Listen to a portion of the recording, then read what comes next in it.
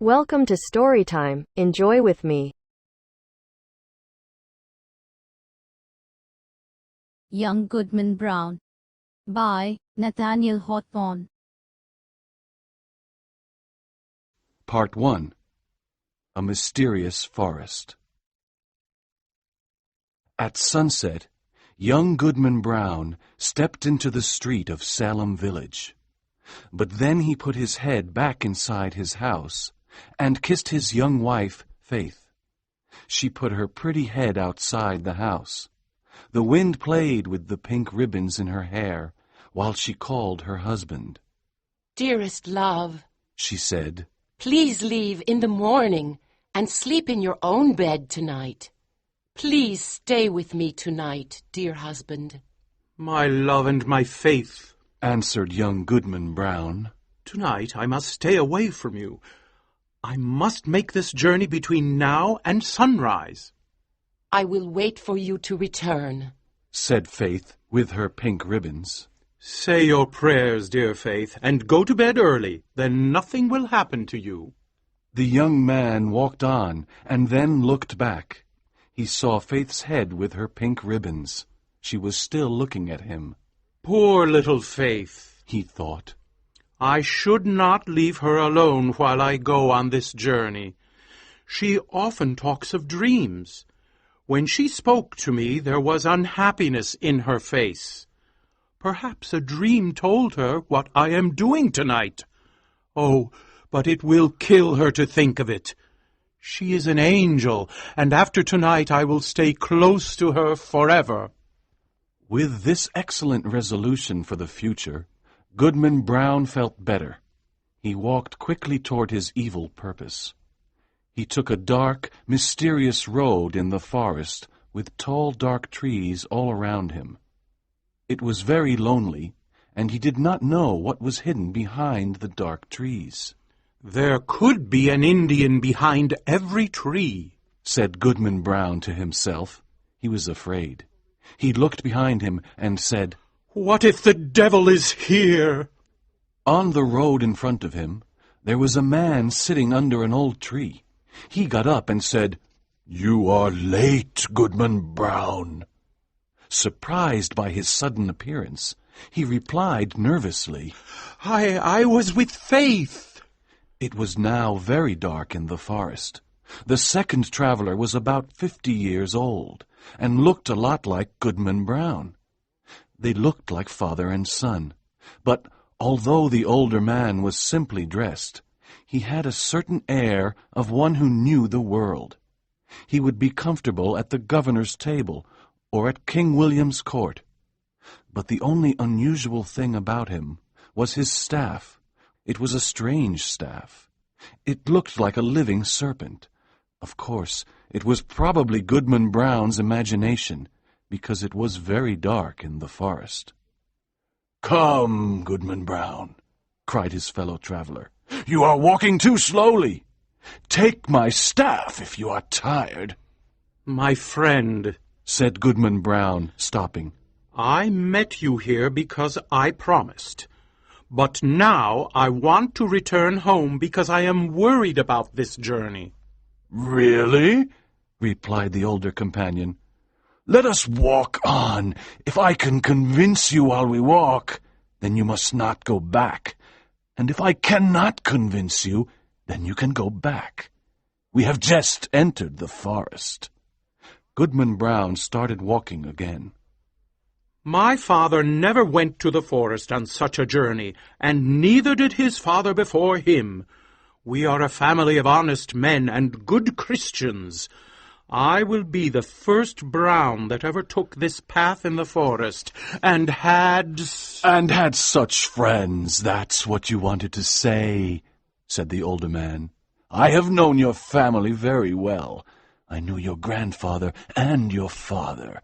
I helped your grandfather when he whipped the Quaker woman in Salem, and I helped him to burn an Indian village.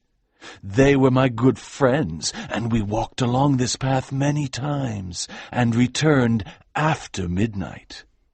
I am surprised that they never spoke about these things, but I can understand why. We are a people of prayer and work, and we do not tolerate evil. Evil or not, said the traveler with the staff, I know many important people here in New England, religious men, government officials, and the governor himself. Really? Cried Goodman Brown. I don't know the governor or government officials, but if I continue this journey, how can I meet the eye of that good old man, our minister at Salem Village? His voice will make me tremble. Until now, the older traveler had listened seriously, but he suddenly started laughing loudly. He laughed violently, and his serpent-like staff seemed to move. "Ha, ha, ha, ha, ha, ha!" he shouted again and again. Then he said, "Well, go on, Goodman Brown, go on, but please don't kill me with laughing." To end the discussion, said Goodman Brown angrily, there is my wife, Faith. It will break her dear little heart. "If that is the case," answered the other, "then go home, Goodman Brown. I don't want anything bad to happen to Faith." On the path in front of them, they saw an old lady who had taught Goodman Brown catechism when he was a child. She was still his spiritual teacher, together with the minister and Deacon Gookin. How strange that Goody Cloyes is in the forest tonight, said Goodman Brown. With your permission, my friend, I will take another path through the woods and leave this Christian woman behind. I don't want to meet her. She may ask me where I am going. Very well, said the older traveler. You go on through the woods, and I will walk on the path. The young man turned into the woods, but watched his companion, who walked along the path. The old lady was walking along quickly for a woman of her age. The traveler touched her neck with his staff. "A devil!" screamed the old lady. "It's your old friend," said the traveler. "Ah, of course it is you, your worship.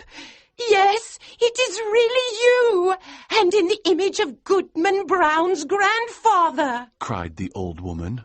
"Well, I was ready for the meeting, but I had no horse to ride on. My broomstick has disappeared. I think the witch Goody Corey stole it, so I decided to come on foot. If you give me your arm, we will be there shortly." "I cannot give you my arm," answered her friend, "but here is my staff." He threw it on the ground, and Goodman Brown thought that the staff took the form of a serpent, but he wasn't sure. First he looked up, and then he looked down, and he did not see Goody Cloyes or the serpent-like staff. All he saw was his fellow traveler, who was waiting for him calmly. That old woman taught me catechism, said young Goodman Brown, and there was a world of meaning in that simple comment. They continued walking in the forest and talking. The older traveler broke the branch of a tree and used it as a walking staff. Suddenly Goodman Brown sat down under a tree and refused to continue.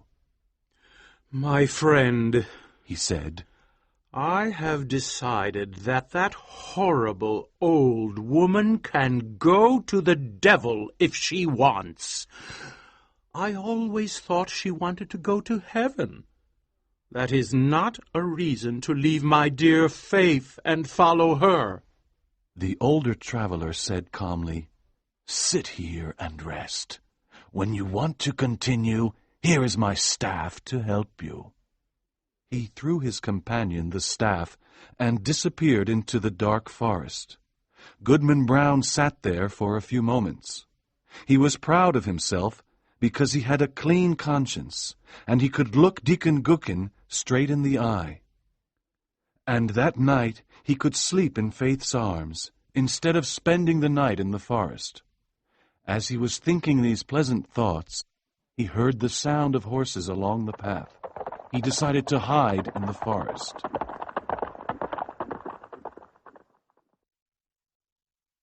To be continued.